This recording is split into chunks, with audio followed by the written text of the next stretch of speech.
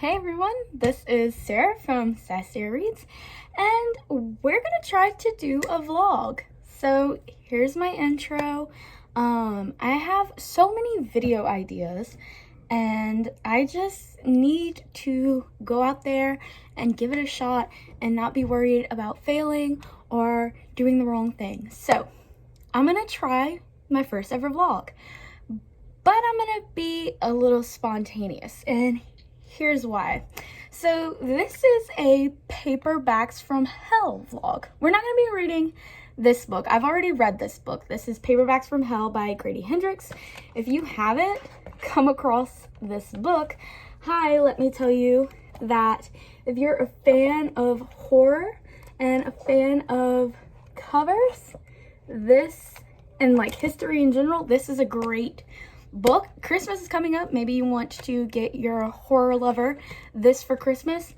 But it's all about horror paperbacks from the 70s and 80s, the history of every single genre in horror, how it was marketed and then multiplied by publishers and all kind of stuff, what genres died, what genres thrived, what we still have to get today. And you can kind of see a resurgence in a lot of these horror style books coming back. I just read one. Where is it? Look. I just read Clown in a Cornfield, and I would say that Clown in a Cornfield by Adam Cesare has a lot of 70s, 80s horror slasher book vibes.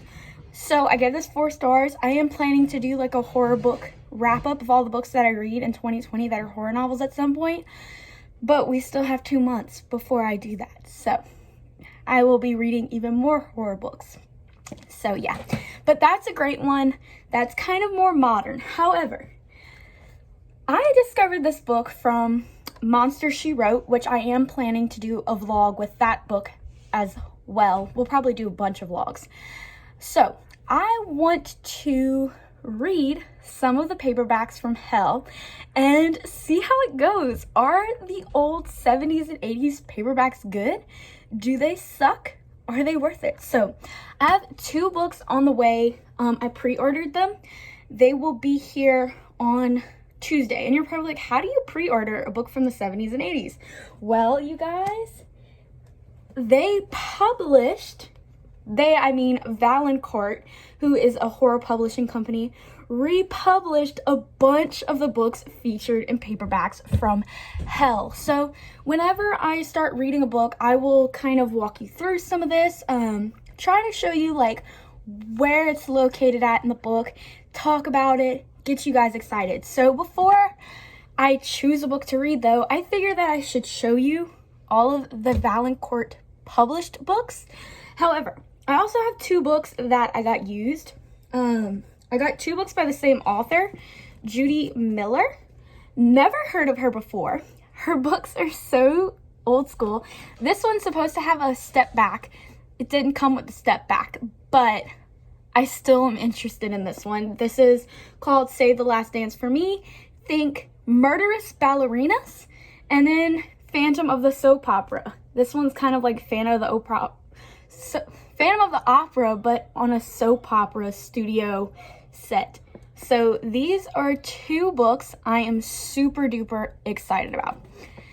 I also have, sorry, my dad and my sister are talking. They're very loud people, so just ignore them.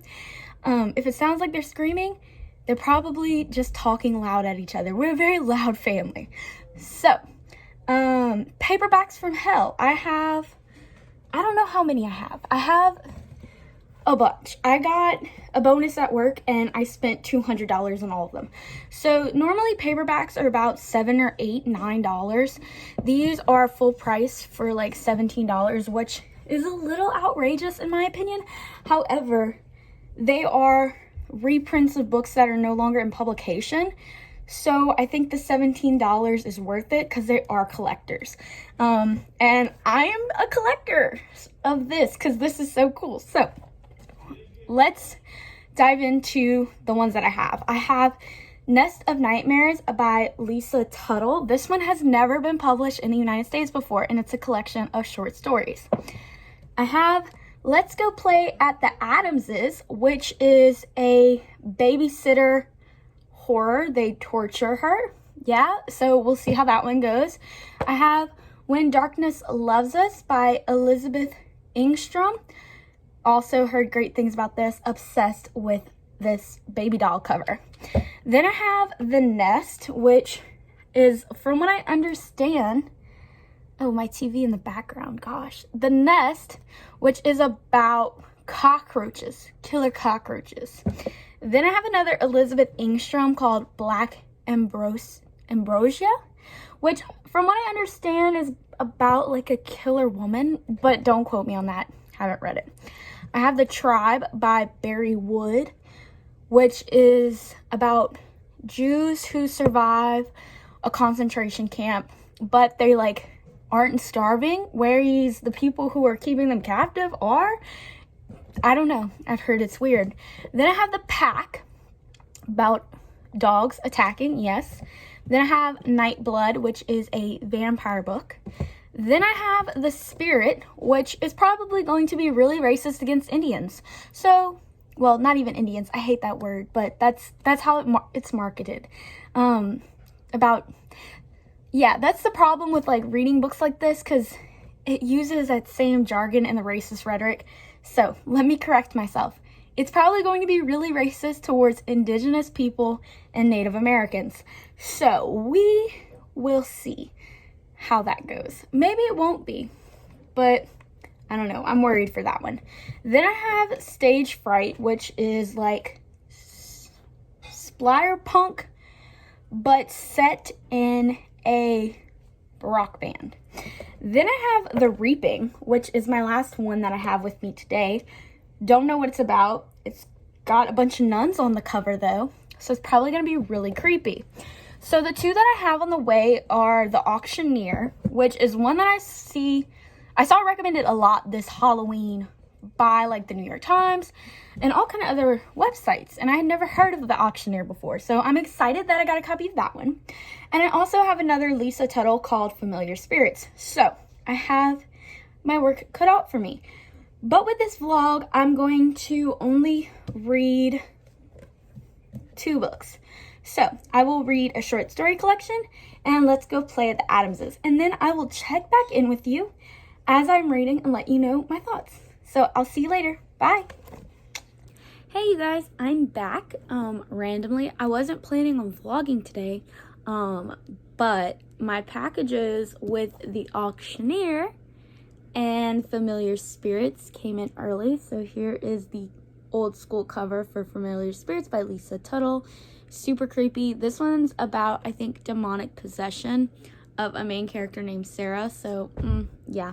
And then we have The Auctioneer, which I'm not 100% sure what this book is about, but it's so incredibly recommended in the horror genre, and I love this cover. And then if you look at the back, I love it. So I'm adding this one to this vlog, so I'll be reading The Auctioneer, what is it called? A Nest of Nightmares, and Let's Go Play at the Adamses. So I will check in later. Hello everyone, I am back. It's been exactly a week since I filmed my introduction to the vlog. I hadn't touched A Nest of Nightmares or any of the other books that I said that I was going to read over that week's period. So yes, good for me for sticking to plans. Hopefully though, with my Thanksgiving break this week, I can actually hop into doing that. But I read like a really good book called, The Troop, and like it's awesome. It was fantastic. It was amazing. It was like everything people have said it was, and I loved it so much. So yeah, that's why I wasn't reading anything else.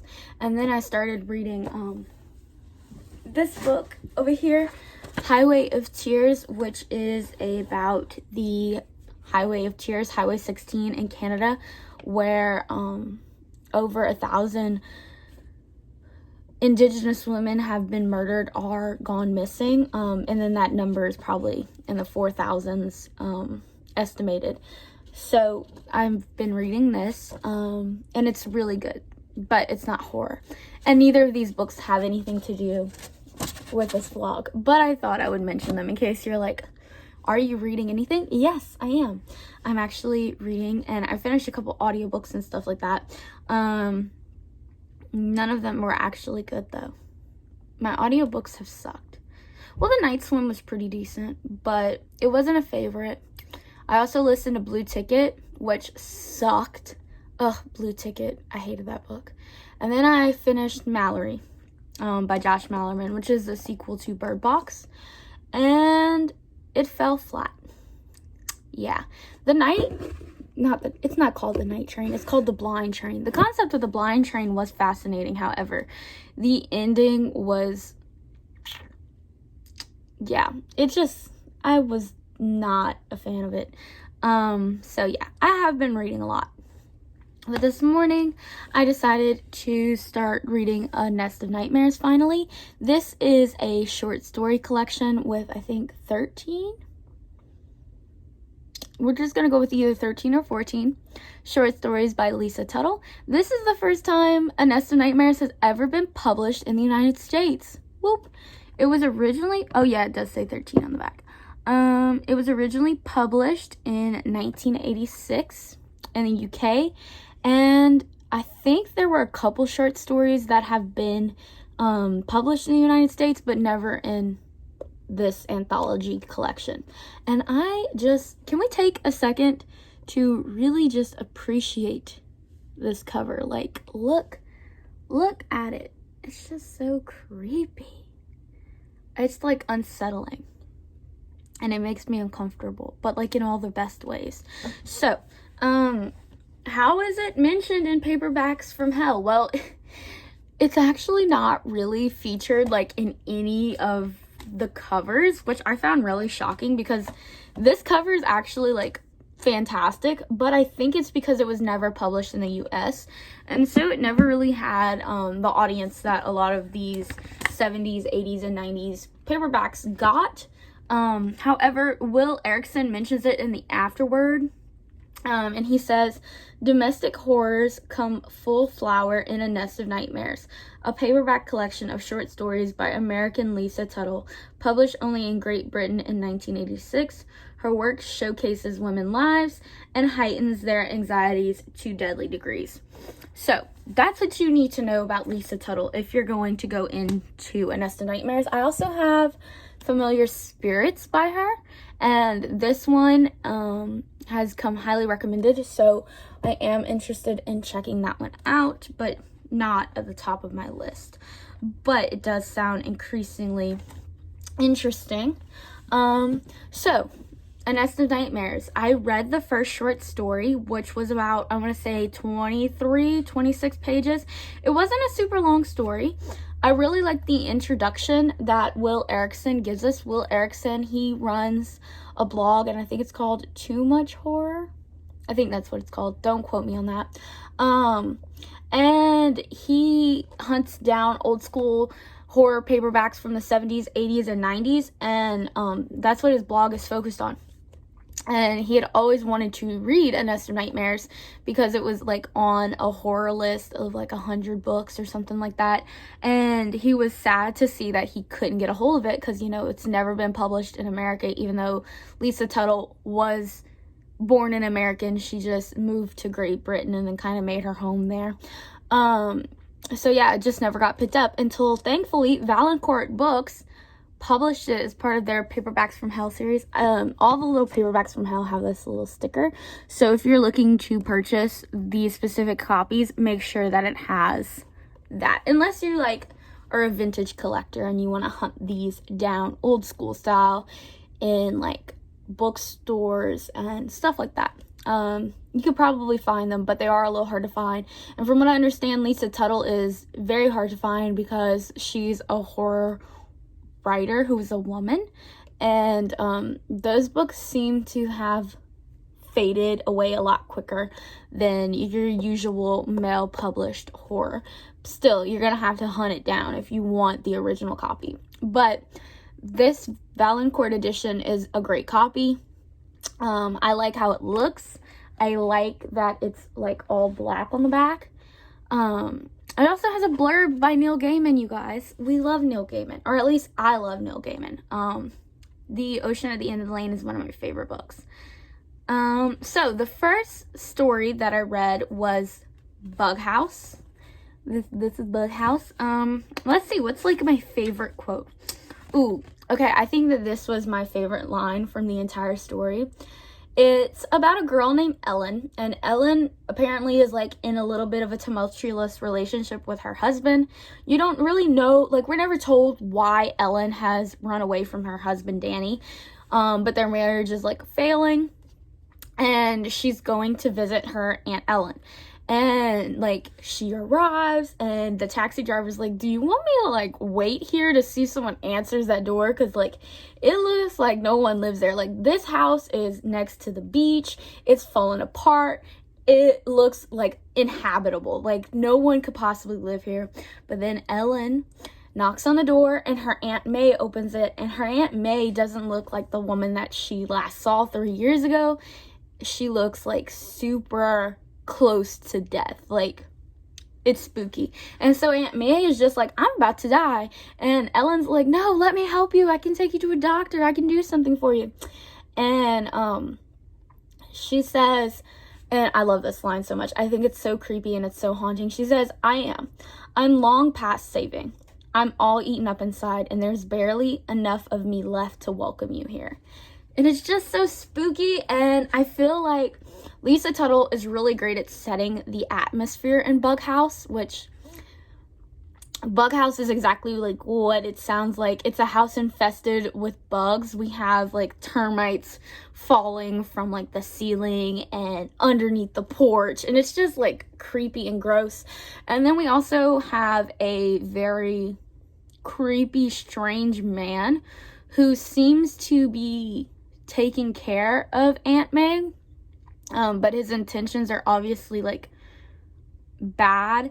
And at some point Ellen has to wrestle with the fact that she's like, oh my god, he's like taking advantage of my aunt. And so there's some great commentary on like how old people can have pleasure and like the prejudice to that. But then like it's obvious that this dude has like nefarious intentions, and I have to talk about this, so like I'm gonna spoil it.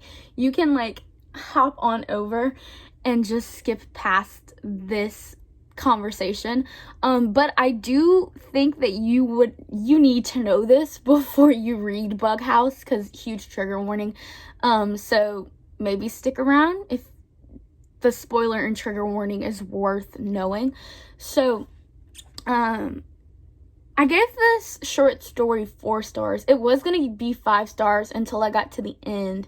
And of course, Aunt May dies, and then like bugs start like coming out of her body, and it's very like, we learn very quickly, because there was a beautiful scene and a haunting scene where we watch a spider and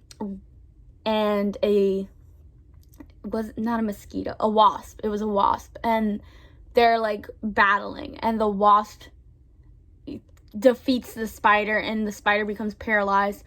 And the man tells Ellen that the spider will be dragged into a hole, and the wasp will lay its eggs on the spider, and it's only a matter of time before the spider is dead and eaten by these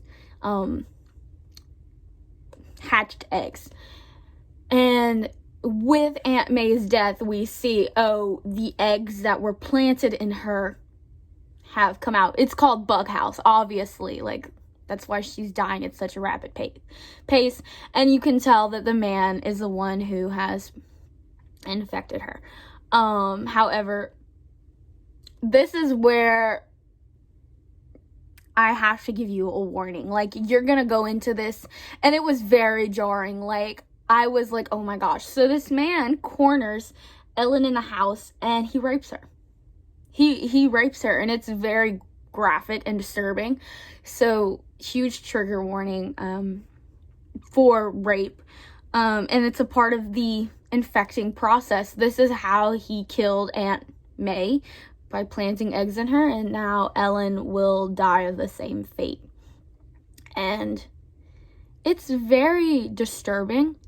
However, I do want to acknowledge, like, I understand what Lisa Tuttle is doing here. I understand the commentary on rape and sexual assault here, and I am very appreciative of that. However, I don't know if it really works for the tone that the story set. And so it was a very jarring experience, and horror is supposed to leave you unsettled. And I appreciate that, but I was unsettled, not because I was terrified or horrified, but I was unsettled because of where Lisa Tuttle decided to take this story, and I don't know if it really worked well for where Bug House was set up before. So those are my thoughts. I will check in later. Whew. Hey, you guys. I did a thing. Yeah, I'm a redhead now. So, the last time I updated you was Sunday. It is now Tuesday. Sunday, I did a lot of reading. I read a huge portion of A Nest of Nightmares. Yesterday, on Monday, I read like one story. And then today, I've read one. And I'm actually hoping to finish this today. Fingers crossed that I will find the motivation to do so, because I say that I will finish things and then I generally don't. So, okay, I talked about Bug House last time I popped in. The second story in this collection is Doll Burger. Super short story. I gave it 3.5 stars. It's creepy, but I wish it was longer. Doll Burger follows a little girl. What's her name? Karen. And Karen is laying in her bed, and she is hearing the sound of crunching downstairs. And she is scared because she has heard from her father that there are men who like to eat doll burgers. Burgers made of dolls. So yeah, it was really scary. Think like Toy Story level scary though. Like not like super duper scary, but it's got like that haunting vibe.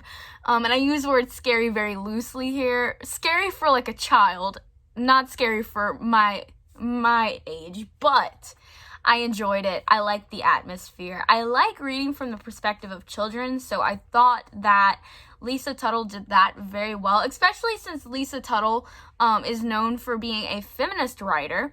I thought it was interesting for her to write from the perspective of a little girl for a short story. The next story is Community Property. And this one is also pretty short. I give this one 4.5 stars. I thought it was chilling and disturbing, and I thought it was a brilliant, I'm reading my notes in the book, circling back to the start. So we follow a couple, Ellis and Susie, and they're in the midst of a divorce. And Ellis and Susie are the worst people in the history of the world, and they both deserve a horrible death. Like, I'll put it to you like this. They are going to put down their dog because they're getting a divorce, and they can't let their dog go to anyone else, so they're going to kill their dog themselves at the vet. They're horrible people. The vet was like, y'all are the type of people who just don't deserve to have a dog. I won't tell you where this story goes because I was like, that's it. But I really liked the ending of this because it goes back to the very beginning, and it's just done really well. There's a lot of great commentary in Community Property. The fourth story in this collection is Flying to Byzantium. I think it's pronounced Byzantium. I hope that's how you pronounce it. So Flying to Byzantium is a thick one. Yeah, this one's pretty thick. It's about 30 pages. I gave this one 4 stars. I thought this was an interesting concept. It follows a fantasy writer named Sheila. I don't remember her last name, but she has only ever written one book.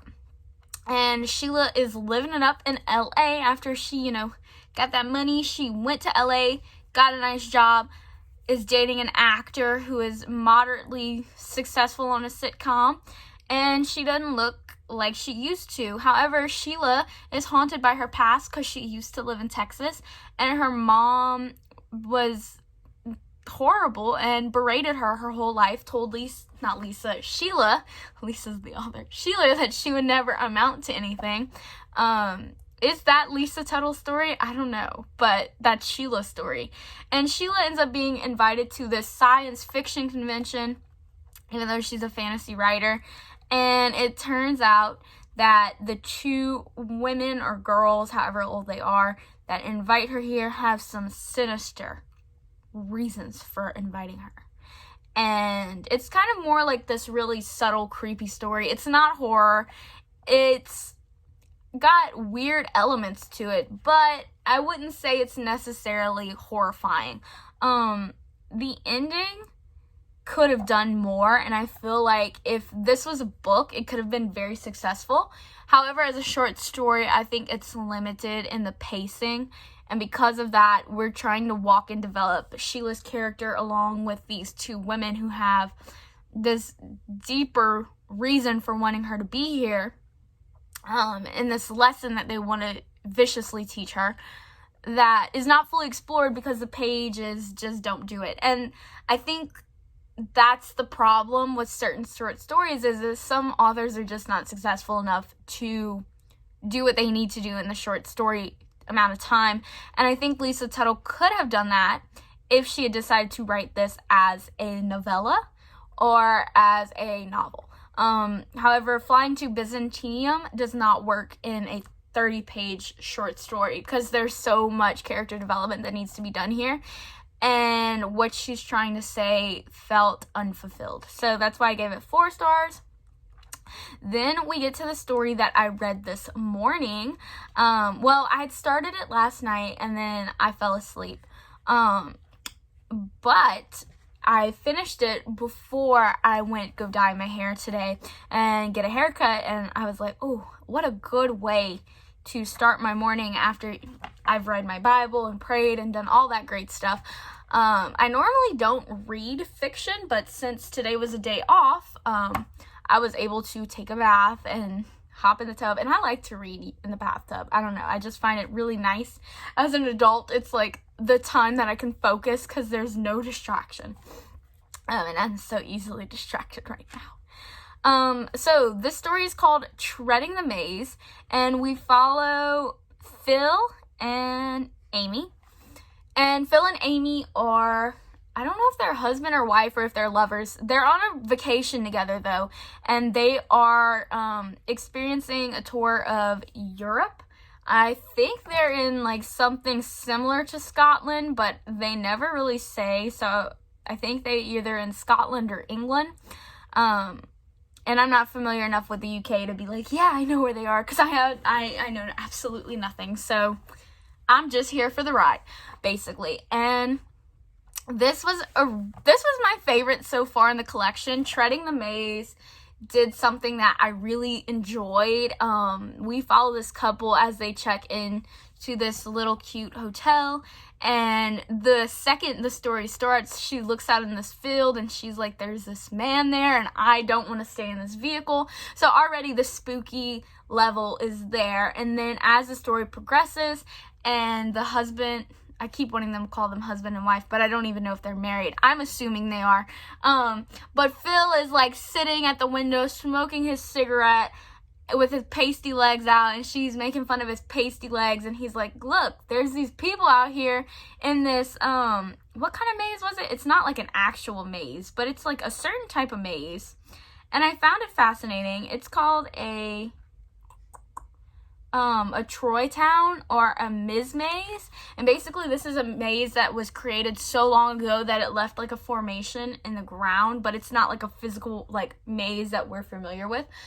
So it's just like a pattern in the ground, and these people are just dancing in this maze, like having, you know, their little old like good old time. And it gave me like Midsummer vibes. I was like, this could be like a weird cult, it could be a witchcraft thing, it could be all kind of stuff. But I also had like Outlander vibes from it. I was like, ooh, this reminds me of Outlander, with like the stones and that one character, which those are all probably spoilers, so I'll backtrack because that's like pretty far into the Outlander books. But it just reminded me of that, and I was like, this is spooky. And I've always thought that Outlander really was kind of scary because, like, there's some things in there that it's like, yeah, that's all romantic and stuff, but, like, that's also really creepy and unsettling, and just, there's some things in Outlander that are questionable as far as, like, is this more, like, teetering into, like, gothic fiction and horror, which the romance genre in and of itself is connected to the gothic horror romance genre, which is fascinating, and I learned a lot about that in Monster, She Wrote. However, let's get back to Treading the Maze, because I went on a tangent. Sorry about that. But Treading the Maze, they're out here, they're dancing in this maze, and yeah, I loved it. I love the ending. I love the atmosphere. My notes say 5 stars. It's haunting and creepy. It gave me Outlander, but it's scary. And I love this one. There's so much to pick apart. Like, there is so much to pick apart in this kind of short story. And what Treading the Maze does is what Flying to Byzantine didn't. It gave me enough character depth, enough societal commentary, philosophy, just horror themes, and all this great stuff that I could pick apart, and that's what I'm looking for. This is the first short story in this collection that I can genuinely say is a banger. If you're gonna read any of these, read Treading the Maze. It was a good one.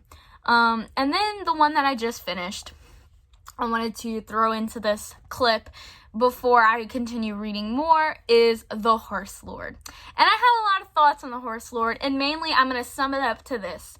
I am tired of racism in the horror genre towards indigenous and native people. Can we get over this? Like, seriously, can we get over the racism of having a creepy burial ground with a curse? Like, are we still there? I know this book was written in the 70s and 80s, but every time I come back to that trope, I get heated. Because it's so damaging and disrespectful. And so The Horse Lord, we follow a wife and a husband who are both writers. And can we deconstruct that Derek writes slavery fiction and he's a white man? Okay, Derek, I'm sure you know so much about that. And they have somehow managed to go from a newlywed couple with no kids to having all the kids in the world. Derek's ex-wife has decided she no longer wants to be a mom, so now they have Kelly. But then Derek's sister also dies, and now they inherit her 5 children. So there's 6 kids in the house, and they seem to be totally unfit, and, like, they're just terrible parents. I'm like, gosh, yikes. These poor orphaned kids, right? So, I mean, if you got Derek as your father who writes slave fiction, part of the problem, right? So, yeah, we learn from Derek that back in the day, this house has a history, right? The stable is all boarded up, and the stable is boarded up because some horses ate one of his great-grandfathers. I'm here for that kind of horror. I love horse horror. I think it's scary when horses start eating people. Like, can you imagine those big teeth? No. Horrifying, right? Just absolutely scary, like, gross. So, like, I was here for that. But then they had to say that the reason these horses ate him were because, not because he was a jerk and deserved to be eaten by these horses, nay, right? Because horses neigh. Oh, I'm so aggravating. Okay, so these horses ate him because of the Indian burial ground that was once on the property and the Indian curse. But wait, it gets better, because as this story progresses, we find out that the first family that moved here and put their house on the land were told by the Indians that they were disrespecting this land by living there because there was an ancient spirit that the Indians refused to acknowledge by name, right? We respect that. These people didn't care, and they were like, ha ha ha ha, and their little girl was like, I could eat that spirit, ha ha ha ha. Well, yeah, guess what? They got, like, murdered, apparently, by all the natives there. We're going to continue to villainize natives. Okay, so, yeah, that's where the trajectory of the Horse Lord is going. Okay? As if it couldn't get any worse, then we get to the part where, wait for it, we find out that I hate saying this Indian horse curse, right? We find the curse, and it's this horse that was drawn. They're like, oh, this must be the Indian curse that was put on the born, right? And they're like, but it's not really a horse. It looks like a demonic stallion. And I'm like, oh my gosh, we're going here. We're here. And then the part that really grinds my gears, and they get possessed. All of the children get possessed, which I like. Like, I'm here for that. But they're possessed by the evil demonic spirit of this land, who deserves to be respected and is the ultimate master. I don't know how we got here, but we got here, and we're not even with the racism towards, like, natives right now. Like, just scratch out all the native racism that we have drugged through the mud. The Indian burial ground, gross. The racism towards slavery, and this guy profiting off of that as a white man in America. What's new? And all the other stuff, they get eaten by these kids at the end. And I totally just spoiled the entirety of the Horse Lord for you. And I don't think you really want to read the Horse Lord, because it's just so racist and so unnecessary that I'm going to spoil it for you. If you would like to read the Horse Lord, you can go and get it in this collection, but I just don't have time for it. And yet, I gave the story 4 stars because despite how racist it is, and normally if I read something really racist, I'm like, that's a crap book. No stars. But the thing that got me was I really liked the build-up. And if I look past all the racism and I take it out of the story, it's there. Like, we have a good bare bones foundation. And I have to keep in mind that this book was written in the height of Indian racism in horror novels. Like, think of Poltergeist. You guys know that movie. If you're a horror fan, you've probably heard all about Poltergeist. You've probably seen the original one with the girl watching a static TV, and we find out, oh, they built their house on an Indian burial ground. Oh my gosh, they did it. And apparently the movie was cursed and all the actresses and actors died at a young age. That movie? Yeah. So I get why this is a trope. I'm not here for this trope, but I can give a grace pass, right? I can do that. I can understand that. And also, I'm not gonna lie, I love horses. I think horses eating people is a great part of fiction. Like, let's have more of it. I read an R.L. Stine book earlier this year. Well, not this year. It was like in October or September. And it was, I think, was it The Lost Girl? I don't know, man, but that was a good way to start a book. Her daddy got eaten by some horses because he pissed off some mob members. Say no more. That's good fiction. So give me more horses eating people, please. I seem to enjoy it. I also was here for the turn of events with the children. But the racism, save that for these birds, man. We just don't need it. Hello. Reading update. It is Wednesday, the day before Thanksgiving now. I am still reading A Nest of Nightmares. Let's do a quick rundown of all my thoughts. So before I give you thoughts on what I'm thinking, I would like you to know that a lot of the majority of the short stories in this collection, in the middle towards the end, are awesome. So I think the beginning of this collection is really rocky, but the last half is a lot stronger, especially once you get past the racism of the Horse Lord. which that was my rant yesterday. I had a lot of thoughts. So I'm almost done. Right now, as I'm giving you this update, I have 2 more short stories, and then I'm done. So the next short story after The Horse Lord is called The Other Mother. The Other Mother is a very interesting story. It follows a woman named Sarah, but she's Sarah without an H, so I do not identify with her, and I have no connections to her. And I loved The Other Mother. If you were thinking of Coraline by Neil Gaiman, you were probably on the right track, because Neil Gaiman did blurb this collection. So I feel like he definitely read The Other Mother and was probably inspired with Coraline. But Sarah is an artist, and she is working towards finding her muse again.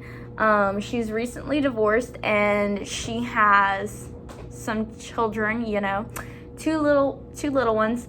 And throughout the story, we get a lot of commentary on the wrestling that artists and mothers have, and how a mother and an artist can never be both. And she's in this dynamic of saying I cannot be one, and without losing something, and not being fully present in one. It gets really creepy. There are a lot of really great imagery scenes, stark, haunting, unsettling. And I love when kids are in any type of horror and they're like, "Mommy, are you the good one?" And then the mom's like, "Of course I'm the good one." But then are you? And I just always enjoy that kind of prompting that children can give in a character dynamic in the exploration of horror. So yeah, The Other Mother got 5 stars for me because I loved the ending. I thought it was depressing as all get out, and I loved it. The next short story, which I finished reading this morning, is Need. This one is so unsettling. We follow a girl named Corey who wants nothing else but to marry her sweetheart after she is at college for a year. And it's away from home, and it's something her parents wanted her to do, so she's appeasing them just so she can get that ring and be married, But she loves to walk in the cemetery at night. Yeah, so there's this guy who's like, "Hey, I come here in this cemetery all the time, and I always see you here." And she's like, "I've never seen you here before." And he's like, "I know you haven't seen me here before." And that's totally okay, but I feel like we need each other. And then this story becomes all about how much they both need each other, but they never tell one another their names. And then it just gets really twisted and uncomfortable. And I gave Need 4 stars. I thought it was creepy and unsettling. And guys like Harold terrify me, because they're the type of guy who's like, "I just need you so much." They're the type of men who just don't take no for an answer, to the point where they will go to the worst lengths to prove that you have ruined their lives. Harold is that person. And yeah, he's just a great example of what women have to go through with men who just can't take a hint. And they're the type of people who are but I'm a good person, or "I'm such a good guy. Girls never like me, blah, blah." And it's just save me your sob story and get out of my face. I don't care. I had no sympathy for Harold. And once I found out what his actions were and his motivations, and then what he did in the end, I was like, yeah, he's horrible. So yeah, but I gave it 4 stars because I did like it. It kind of reminded me of Strawberry Spring by Stephen King, which is a short story about a serial killer who preys on a college campus. Harold gave me those vibes, and if I remember correctly, maybe the main serial killer's name in there is Harold. Or maybe I'm just thinking of The Stand, because I hated Harold from The Stand with the passion of 1,000 suns. And I just can't stand people with that name. So, sorry if your name is Harold. You've been cursed. Then the next story is The Memory of Wood, which I really dug The Memory of Wood, and I found like the lines in this one to be really creepy. We follow a couple named Helen and Rob who find this chest. It's like a big deep chest that you could put blankets in or something, and they end up buying it from a estate sale. And every time they open the chest, you smell this like pungent smell that smells like rot and decay. And she's like, I can't do this. Like, can we get rid of this? And then her son becomes obsessed with opening this chest. And at night, she hears a baby crying. And so, like, there's a lot of imagery with, like, a child most likely having been put in this chest at some point or another. But then, pooh, does the ending take a turn. I gave that one also 5 stars. Yeah, so what is it called? The Memory of Wood, I think? Yeah, The Memory of Wood. Is this one my favorite in the collection? I'm not sure. I'll let you know when I'm done, but The Memory of Wood was really high up there for me. So I'm color me impressed with that one. And I love the ending. I loved how unresolved it was. Well, it's not unresolved because you're like, oh, dang, that little boy did that. Like, oh, but it's like unresolved in like the fact, like, what's gonna happen when her husband wakes up? What's gonna happen when the police come? Like, how is she gonna deal with that? Oh, where is that gonna go with like therapy for that kid? Like, oh my gosh, it's just gonna be a hot mess. Oh, I thought I saw like a bug outside, but I'm inside, so it can't get to me. The next story is called A Friend in Need, and I also love this story. We follow a girl. Well, she's more of a woman. I always call women in fiction girls, and I don't know why. Her name is Cicely, and she had an imaginary friend growing up named Jane, and she meets this woman before they're about to board a plane named Jane, who reminds her of her imaginary friend growing up. And that's all I'm going to tell you, because what a beautiful exploration, man. Like, wow, a friend in need. I thought it was profound. It was chilling, and I felt so hit and so sad, and I felt so many emotions. And I love when a short story does that. So that was a time. The next one is Stranger in the House. This is about a woman named Sharon, and I hated it. Well, I didn't like hate it, but it's like the worst one in this collection. I gave it 2 stars. I didn't care for it. I thought it was inconsistent, and the congruency of the story was not there. It wasn't solid. I walked away being not like, but like, really? It's just not a good one. So that's one that I would skip.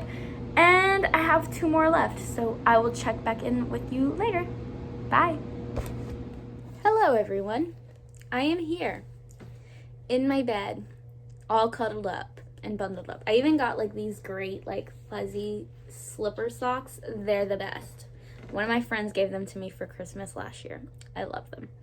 So, I finished reading A Nest of Nightmares yesterday. It is Thanksgiving, so happy Thanksgiving if you're celebrating. I hope you're not being the fool and going out. But if you are the fool, be safe about it.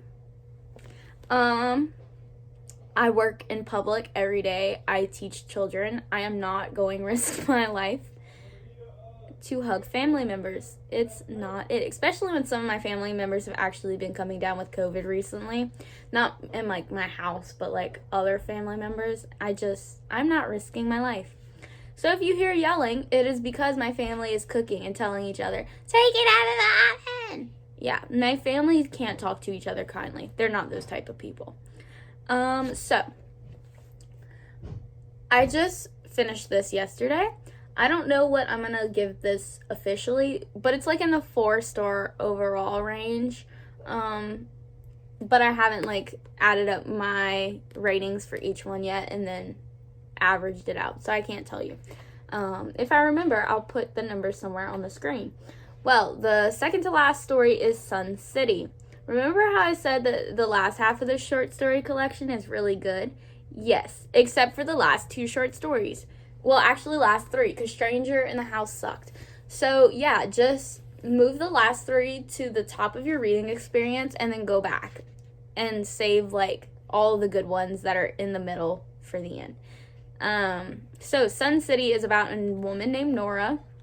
Nora works as a desk clerk at a motel, and she works the night shift. And I was like, ooh, Sundown Motel. I was excited. I thought we were going to have ghosts popping up. I thought I was going to be spooked. No.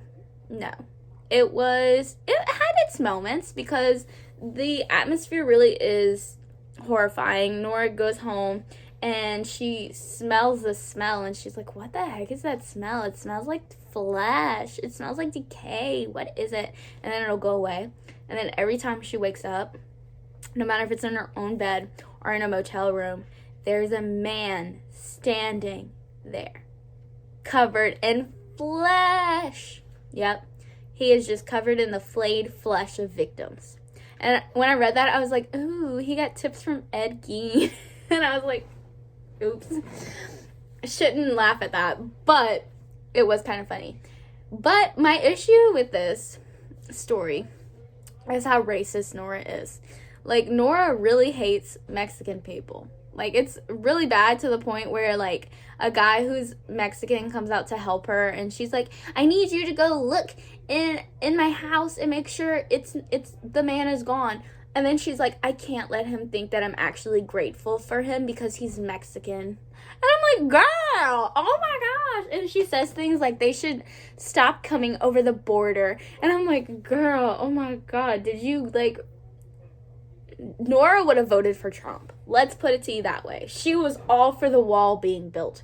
And she lives in El Paso. So I'm like, sis, you've been saying you need to leave, but you really need to leave because you live in like a very diverse city that's populated by the people you hate. What is wrong with you?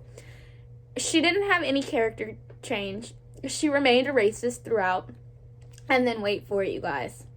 The flayed man, I thought it was like death coming for her. No, it's a Mexican god. What is his name? Zipe? The flayed one. And it's like, he wants her to kill herself. So, like, that's basically the whole story. It's okay. So I gave it 3 stars. That's literally how I feel about it. It was okay. Like, if you read it, you may get something from it, but I highly doubt it. Then the last story is The Nest.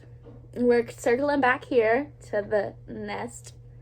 And I thought it was going to be connected to Bug House because, like, it has, like, a house that is super torn up and it's, like, near a little beach area.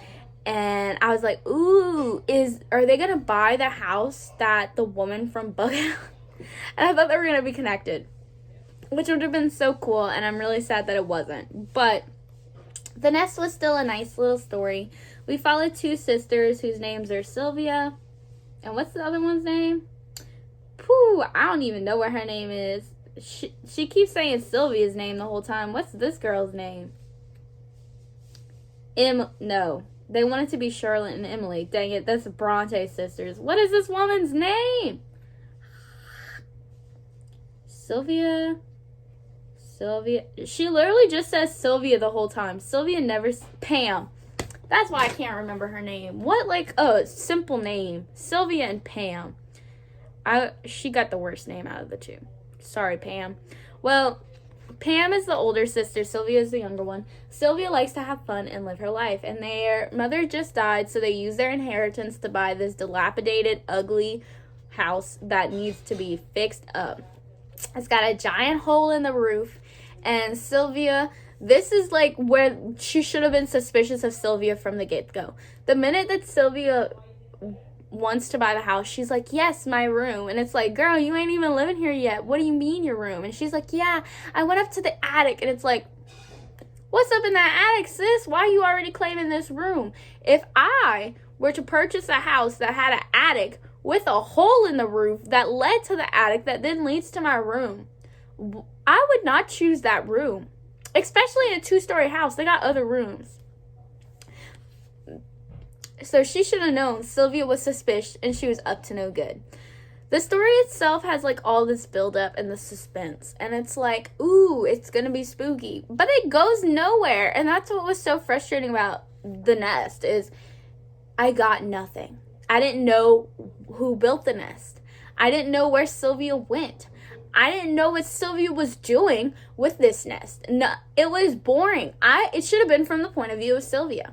I'm sorry. Pam was boring. I can't even remember Pam's name because she's a 3-letter woman who just does nothing. All she thinks about is Sylvia and what Sylvia's doing. And I'm like, I should just be in the point of view of Sylvia because at least she wouldn't be sitting here thinking about what Pam's doing. So I gave The Nest 3.25 stars. I thought it was decent. But because there were no answers for me, I thought it sucked. So overall, I went in and I wrote my little ratings. Yes. I was like, let me do that. So, the top rated stories for me are Community Property, which I gave 4.5. Treading to the Maze is a 5. The Other Mother was a 5. The Memory of Wood was a 5. And A Friend in Need was 5. So, that's a pretty good amount out of 13. How many was that? 1, 2, 3, 4, 5. So 5 out of 13 stories are a really good hit. Most of them are 4 stars. The only one that I gave below a 3 was Stranger in the House. So that's a really solid collection. It got no 1 stars from me. That's good.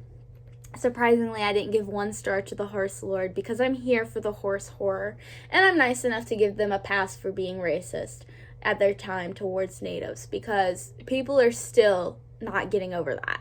So we just need to get over that in the horror genre. Make new books that aren't racist towards Native Americans or any other natives. Okay? Because I read one book that was super racist towards Aboriginal people in Australia, and I was like, oh, I can't believe she wrote that. And I was like, I don't even care that this is supposed to be like historically accurate. Like, it read like Derek from the Horse Lord's slave fiction. Not here for it. So yeah, my favorite story in the whole collection, like I said earlier, did turn out to be The Memory of Wood.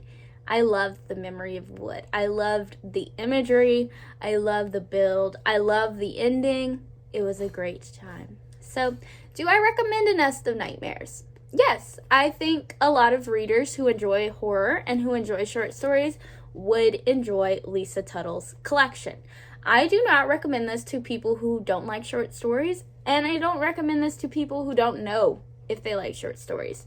I feel like Lisa Tuttle is not the best place to start with if you're not sure if you like short stories or even have read like horror short stories. Go browse a couple tour shorts, get yourself acclimated that way, and then come back to A Nest of Nightmares if you're interested. I thought it was a really good look into feminism and horror. I don't read a lot of feminist horror, so I was down for that, and I definitely want to read more in the genre because feminist horror is very interesting. I wouldn't even consider like Mary Shelley to have written feminist horror because it was about men, even though she was like a woman who was born from a feminist. Her writing had like no feminist qualities to it. But I haven't read Mary Shelley's other works, so I do know that there are a lot of feminist like horror authors, and I am looking to explore them because my first dip was very nice. So I definitely I'm more excited to read Familiar Spirits now. I was a little iffy about that because the cover is not so good. But I started reading Let's Go Play at the Adamses by who is this by? By Mendel W. Johnson. Sadly, I didn't know this, but this is the only book that he ever wrote because he passed away 2 years after Let's Go Play at the Adamses was published. If you don't know what this book is about, I love this cover. Isn't it gorgeous? And then the back. These kids don't look like them. They're a little bit older than like, because one of the girls is 10. These all look like teenagers to me. And so Let's Go Play the Adamses is about Barbara. She is a 20-year-old babysitter who takes a job babysitting the 2 Adams children. What's her name? Cindy and Bobby. And their parents, the Adams, are on a trip to Europe, so they're going to be gone for 7 days. And one night, Barbara goes to sleep, and when she wakes up the next morning, she finds herself tied to her bed. And it's not like a simple, like, joking tie. No. Barbara is tied. She can't move. She's got a chloroform dipped rag shoved into her mouth. It's a rough time. So yeah, poor Barbara. And I've only read the first chapter, so I'm on page 46. As of right now, the kids are starting to establish the rules of how to take care of Barbara, how to tie Barbara up and move her around and transport her in locations while keeping her tied to each other. We've also entered the first stage of torture. And the reason that I say that this is a first stage of torture is because one of the kids comes up with the idea that when they move Barbara, they need to have her tied to one of the boys in the front or one of the boys in the back, or a girl if if the girls are transporting them. But there's more boys than girls, so it's more likely going to be the boys transporting her since they're stronger.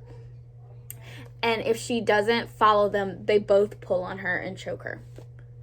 That's like horrifying. Like, what? And this book is just very...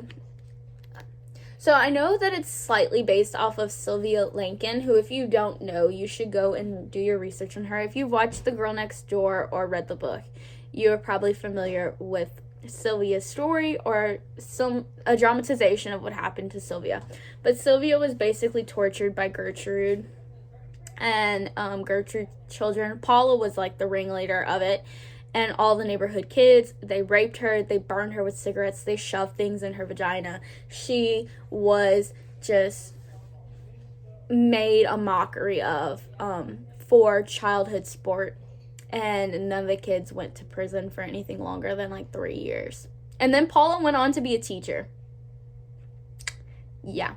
The school system was pissed when they found out that she lied about who she was, though, so she lost her job. But Gertrude, the mastermind behind this, she only got like 15 years, and then she like got to leave prison. So nobody was punished for what they did to Sylvia. And that is the most aggravating thing about what Sylvia's case shows, is because justice doesn't really work when it comes to children and women. Like, people will not give hard enough sentences to people who deserve it. Like, what they did to Sylvia is horrifying. Like, seriously, if you don't know all the things that poor baby went through, you should go read it. There's a good book on it called The House Next Door. It's a nonfiction true crime book on it, and I just read it like 2 or 3 months ago. And it did a really good, thorough job of doing the whole case from when Sylvia and her sister go to live with Gertrude to the court proceedings and what happened in the follow-up. So this is loosely based on that. I mean, Barbara's a grown adult. Sylvia wasn't. Sylvia was an innocent child at the hands of an adult woman who convinced all these children to torture her, and then the children loved it and they reveled in it, and it became, let's go to Gertrude's house to go torture Sylvia. This is probably going to go in that direction. Like, let's go play at the Adamses to torture Barbara. So I know it's going to be graphic, and I am not looking forward to it. But I heard that this book is very polarizing. So that is why I'm excited to read it. And as of right now, it's a solid start. So I'll check in with you later. Bye. Hello. It's been a while since I updated you, like 3 or 4 days. I am still reading Let's Go Play at the Adamses. I'm on page 147. So I'm nearing the 100-page marker. I think there's 277 pages in here. So, oh, look at Julie in the back, sleeping hard. I am chilling in my mom's room because I'm about to go cuddle with my dog. So, but before I did that, I wanted to get my thoughts out because I'm about to go to bed. I go to sleep very early. It's like 6:30. I'm not gonna go to sleep immediately, but I'm going to lay in bed and I'll probably be asleep by like 8. So Let's Go Play at the Adamses. We're on chapter 6. I think there are 10 chapters in an epilogue. I have read spoilers for it, so like I know what it is. I didn't read the introduction because I wanted to save that for the end, like Grady Hendrix recommends if you haven't read it. But I went go seek out spoilers because I needed to prepare myself mentally for what I was about to be exposed to. And I'm very glad that I have prepared myself, especially for what I know is going to come at the end, because I think that if I had gotten hit with it without any like warning, I would have been shocked and probably like throw up or something crazy like that, just because sometimes gratuity and the level of graphic torture towards women can really upset me.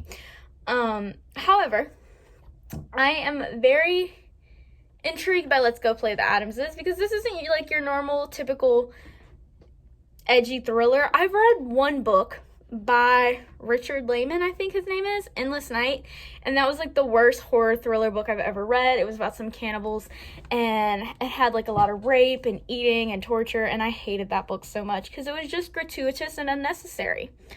But this book doesn't feel gratuitous and unnecessary, if that makes any sense. This book is like philosophical. Like I could study this at a college level class and walk away with some really great discussions with other people. I'd be interested to read this with a book club because I would want to know like what other people glean from this. I've read some reviews on Goodreads who I think like Mark Monday said on Goodreads that he didn't subscribe to the world that this was, and like I get where he's coming from, and I get like where a lot of people are coming from, but like I teach students. They're not like the most loving kids in the world. Don't get me wrong. I have kids who are completely loving and sweet, but I have a lot of kids who would have no problem shooting you and then stealing money out your pocket to survive. I also have kids who would probably revel in torturing you. I've seen it all. Because children come in a wide variety, just like adults. Not all adults are going to go out to be serial killers, but we have a large population hidden in the world. So, you know, I was put off, and I wanted to like throw this book across the room at what happens to Barbara at one point. So I guess I can give you this spoiler since this is a very triggering topic. And I want you to know, like, going fully into this, Barbara is being held hostage. And with being held hostage, that means, like, low-level torture, actual torture, and then where we know it ends. And if you don't know where it ends, that's fine. I'm not going to say anything about that. But, there is a moment in chapter 5 where the kids decide to cut off Barbara's clothes, and it was at the kind of like the command of Diane. Is that her name? Yeah, Diane. And Diane's like this really skinny, kind of like normal looking teenager who doesn't really have a whole lot of qualities other than like she loves to read. But like the more that I see the dynamic in this group, the more I see that Diane is, like, taking over. And I feel really uneasy about her. Because, like, there's been a couple conversations between Diane and Barbara where Barbara was trying to ask Diane why she did this. And Diane was like, because it's a game. And you could tell, like, Diane just feels no empathy towards Barbara, except for in one of the scenes that eventually does happen. But I don't know if she really felt sympathy for Barbara, but more like she wanted to condemn her for allowing herself to have this experience, which I'll talk about in a second. So after they cut off her clothes, there are two boys who are, I would say one is a sociopath and one is a psychopath. One probably would have never done this without the other's approval or prompting. Whereas the other one is like a full-blown psychopath and wants nothing to do but stab you and like revel in your blood. And so there was a scene which is very disturbing, and like I want to warn you, if you're going to go into this, like be prepared, where it's like 3 to 4 pages of a 13-year-old playing with knives on Barbara's naked and bared skin as she's tied up. And, like, it was traumatizing. Not only for Barbara, but for me as the reader, because I was like, oh my God, like, this kid, like, horrifying. And then, like, an hour later, after she's been, he never, like, stabs her or anything, but can you imagine having someone, like, drag a knife across your skin without puncturing a hole for an hour repeatedly? No, thank you. And, like, that's terrifying. And then John walks in, and John is, like, obsessed with Barbara, and he rapes her. And it's graphic, but then, like, it's not graphic in the moment. It's graphic, but the memories of John later and then the memories of Barbara in chapter 6 are very graphic. And the wrestling that Barbara has with, like, this was I'm 20 years old, I was saving myself for my future boyfriend, someone I chose, and I've been raped by a 16-year-old. So Barbara has had a really rough day. And I just felt like I needed to warn people about that because I had no knowledge of, like, the whole knife situation. And I knew that rape was going to come in here at some point because, like, the minute you read about John, you're like, yep, that's the pervert. And there's always a pervert in, like, a teen group. Like, always. There's going to be one of them who goes out of the woodwork. But it was uncomfortable to read. So if that's really triggering for you, either skip this book or just skip chapter 5 scenes when it happens. If you see Paul and John's names mentioned in chapter 5, skip ahead. Just because, you know, why put yourself through that level of torture? I, however, greatly enjoyed what it's doing to Barbara's psyche, and I feel like we're getting a really good look into Barbara's breakdown. I read a great review on Kindle's reviews last night, and it said that they think that Barbara has 3 stages of this book. Fear, which is the kidnapping and the realization. Acceptance, which is her realizing, I'm not getting out of here. I'm their toy. I'm their plaything. They're going to treat me like a Barbie doll and break me, like her friend Terry says in a vision, a concoction of her imagination that she has when she's coping. She talks to her roommate, Terry. And then the third is understanding the demise. So, I mean, we know where this book's going, but I think, like, everyone always has that hope that this book's going to go in a completely different direction. I don't have that hope because I've read enough spoilers that I know what I'm preparing myself for.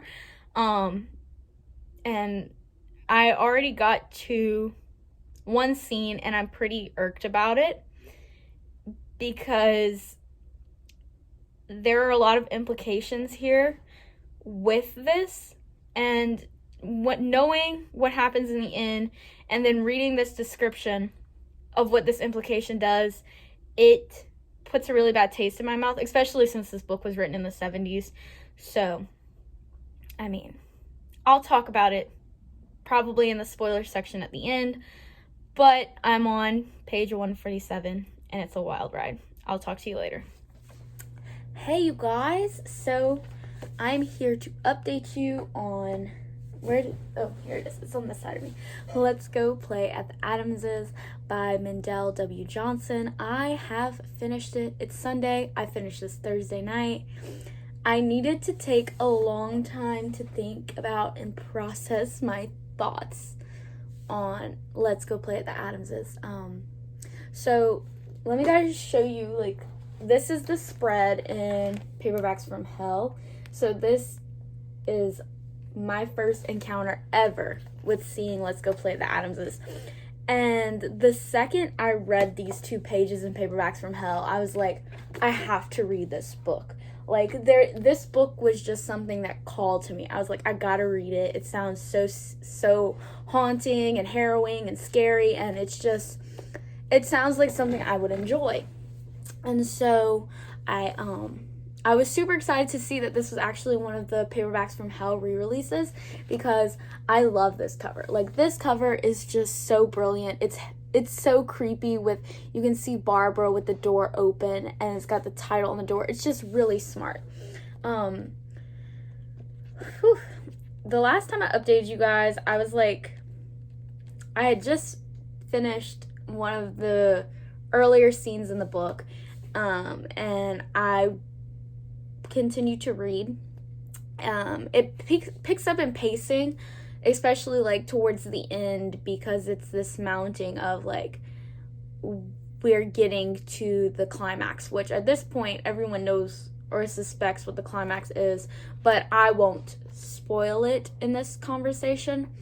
I don't want to spoil the ending. I think that you should be aware of the ending, but like, I want you to know, like, I don't want you to know like how it happens or the big takeaway from it. And this ending is frustrating. This ending is frustrating because you don't get the closure of justice. And like, sad to say, but like, most crimes don't actually have justice, and then the American justice system has a lot of holes in it. So who's to say that these kids would have even been held accountable if they were caught? You know, mommy and daddy are super rich, they live in the country, and they're white and privileged. Like, this all screams like, we got to cover this up. And so I think even if they would have been found out, the repercussions would have been nothing, and these kids would have gotten off scot-free. So I'm actually happy that the ending is what it is, because I think that there's a lot more there to discuss.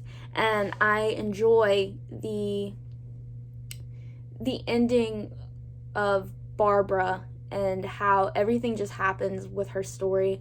I know a lot of people have critiques on the ending with Terry, and they're like, Terry is this horrible person, and we finally see that she hates Barbara. But I didn't see it as her hating Barbara at all. It seemed like her whole friendship, she had wanted to be a better person and be the type of person that Barbara was. Not like an envious way, but almost like she desired to be something better of a person than she was. And there's this weird moment where at the end, she like tells Barbara to go to hell. And she's like, she says like, we. And you're like, who is we? But I was thinking about it. And I think that at Terry's core, she is just as villainous and evil as these kids. And Barbara was like this one person who was set apart. And that's what makes Barbara so different. And it is hard to root for Barbara sometimes, but also it's not hard to root for Barbara because she's a human being and she deserves to get out of this situation. So yeah, Let's Go Play the Adamses was super haunting, super overwhelming. I gave it 4.5 stars. The reason I gave it 4.5 and not 5 is because the pacing is really slow. And Johnson does this thing where he like just is way too descriptive with settings, and I'm like, I don't need to know all this. Like, this, I don't care. But, you know, I enjoyed it. There is a lot to discuss, a lot to unpack, but I don't want to spoil a lot of it. So go into this, go look up spoilers like I did. I spoiled myself on it, but the experience of reading it and then not knowing how anything really happened other than the action of it and the consequence was shocking because I didn't know what it was. And I'm not pleasantly surprised. I was horrified. I was horrified and shocked. And my stomach turned a bit. And like the last, I want to say 30 pages, I just had tears like the whole time because it was just like those ending conversations with Diane. What happens with John was just disgusting. I hate him. The ending, it was just, you can't not cry. I mean, some people don't cry, but I'm a softie and I will bawl my heart out. So I cried for a long time. So yeah, I recommend this one. I think that this is one of the smartest thrillers I've ever read. Like, point blank. I've read some really good thrillers, but most thrillers have limited commentary. And the commentary on this touches on so many different facets. And then I was reading in the introduction that this is actually supposed to be an allegory of like American political parties, and Barbara was like was she the liberal side or the right side? I don't know. And then the kids are like the middle side, and the adults in this situation, I guess the Republicans. I don't know. I can't keep up. I didn't like study it. I can't give you the right details.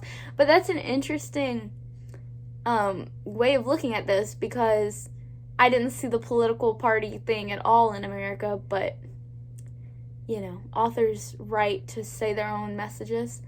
That's not the message that I took away from this. But there are so many messages that you could get from this. And I think that's what makes this such a frustrating novel for so many people, is because you don't get the ending that you desire. And you don't get what you want. So, you know, that's frustrating when you're reading a book like this. The last book in this vlog that I'm reading is The Auctioneer by Joan Sampson. And can I just say, boy, am I obsessed with this cover. Like, oh, it's just so cool. And I don't know if you can see it, but it says Pearlie's on it. And then the back is also like Pearlie's truck. So The Auctioneer follows a family called the Moores. Yes, the Moores. The father's John, the wife is Mim, the daughter is Hildy, and they live with Ma. And Ma is like crippled, and she has to sleep on the couch because of her back and her legs for support, and she has her trusty TV. And they live in New Hampshire in their farm, and they just have this really kind of idyllic life. Until everything takes a twist, and a man named Pearlie Dunsmore comes to town and opens up auctions, and he takes and he takes and he takes until there is nothing left. It kind of reminds me of Needful Things by Stephen King. I read Needful Things earlier this year, and Pearlie Dunsmore and the main character, like the main villain in Needful Things, are very similar. What's his name? Gaunt? Was that his name? It's been a while since I read it. But I love the villain in Needful Things. The villain here, not as fleshed out, not as spooky. Leland Gaunt, yes, that's the guy from Needful Things. Not as scary. But it also like kind of feels like a Cormac McCarthy novel. So it's got like that gothic southern feel to it, and I'm really enjoying it.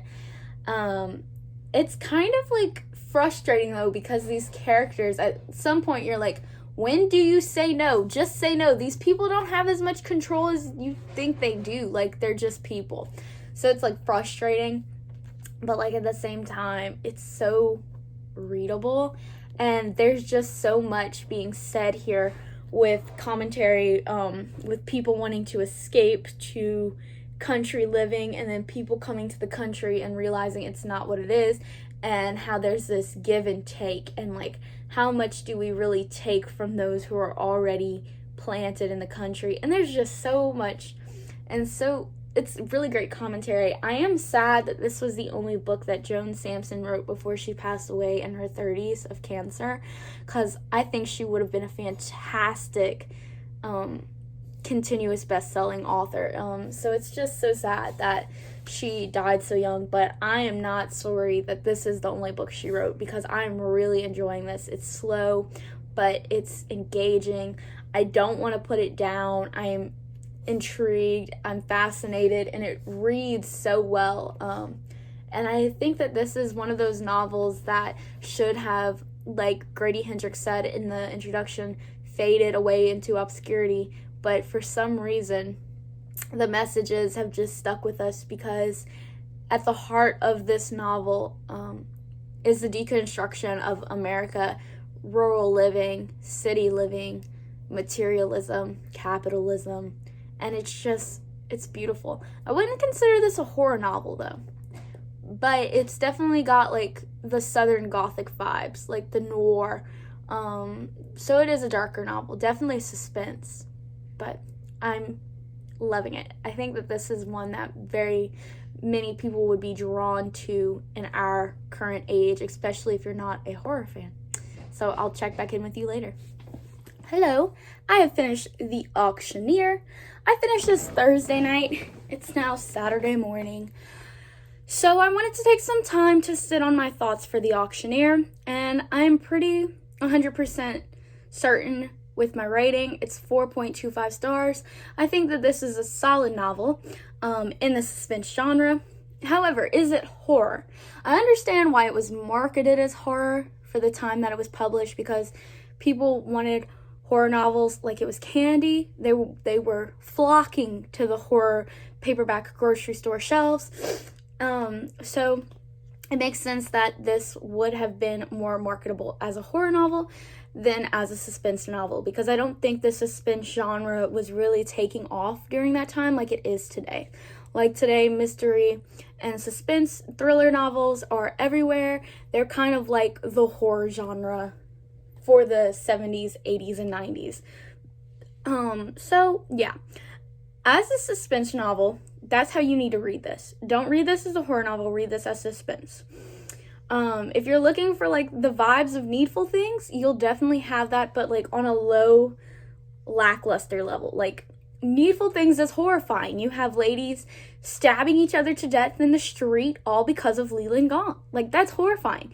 You have like Christians who are Baptists versus the Catholics ready to like murder each other in the street. Needful Things has a lot of horrifying elements. The Auctioneer lacks in horror.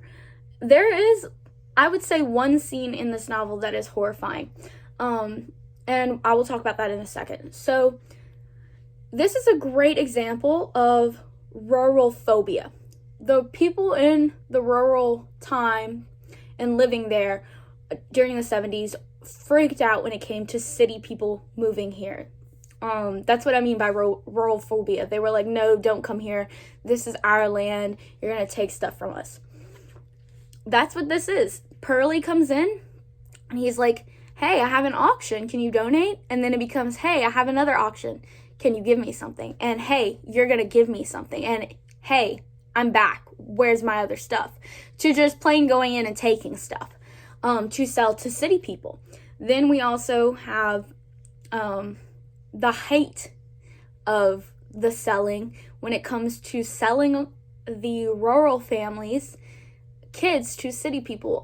Rural families do tend to be in poverty. Like people who come from farm living or who live out in the country are not wealthy people. Like you'll have a couple wealthy people here and there, but predominantly small rural country living is like that's it. Like they live off of their land. And so you can definitely see he preyed on that. And took advantage of their poverty to make them feel like bad parents and like they couldn't give these kids a good life, which isn't the case at all. Just because you are poor does not mean you are an unfit parent. There is a lot that goes into parity besides poverty and money. Now, poverty is a huge factor of education, and it affects like socioeconomic ability to perform in school because of how far behind you'll be in. But like this isn't an education novel, so like it's not gonna go into like all that. And I think like that is something that we need to recognize when reading this. Like this is a very simple novel. It's not meant to be overtly groundbreaking, even though a lot of the things that it touches on do have American themes. You know, are they representative of all Americans, even diverse Americans who are not white? Absolutely not. This is a white American novel, like point blank. Like even in the auction, he oh my god, there was only like one overtly racist comment in this novel, but at one point Pearlie's like, you don't want to have to wait to adopt a child with chink eyes and nappy hair. And I was like, are you kidding me? He was like, yeah, you could just buy a white kid right here today. And I was like, This is truly horrifying. This alone is why this novel is marketed as horror, because of that comment. So, but however, I think we all need to recognize that when it comes to people leaving the city to come to the rural country in the 70s, it was because they didn't want to live around integration. So, call a spade and acknowledge it. Like, we all need to just acknowledge it. So, right. Okay. My overall thoughts on the 3 paperbacks from hell. Let's Go Play the Adamses is my favorite out of all of them. I still think about it today, and sometimes I'll say to myself, poor Barbara, just because I just feel so bad for her, and I'm still thinking about her, and it's been like over a week. Then The Auctioneer, because even though like this novel doesn't have a whole lot of things happening, it's so suspenseful, and the build is really fantastic. And then A Nest of Nightmares, which is still a 4-star read. This is a really solid short story collection with a lot of hidden gems into it, and I'm so happy it's finally been published in America. So yeah, these were the 3 books I read over this time period. It's been like 3 weeks, I guess, because I've read a lot of other books alongside of here. But let me know down below if you're interested in reading any of these 3 books, and tell me, which paperbacks from hell do you want me to pick up next? Bye, I'll see you later.